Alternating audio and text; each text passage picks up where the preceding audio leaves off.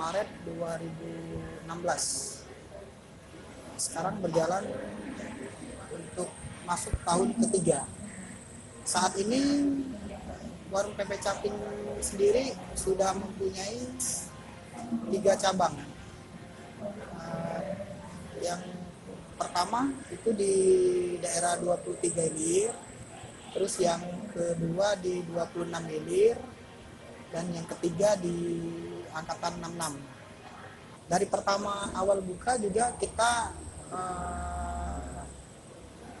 melihat dari tempat juga strategis, dan kita juga melirik dari segi customernya, terutama dari lokasi sendiri berada di daerah perumahan, terus juga perkantoran dan mall, itu lebih dekat dari lokasi kita.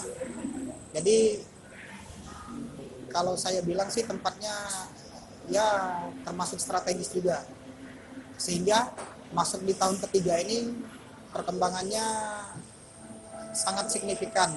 Untuk pesan orderan itu terutama banyak yang tamu-tamu dari atau customer yang dari luar kota, yaitu pada saat mereka berkunjung di kota Palembang ini ya tidak sedikit customer untuk pulang ke Jakarta itu bawa oleh-oleh, yaitu pempek.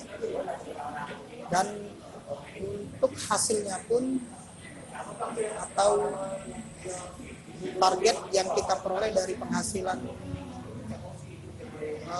orderan tersebut ya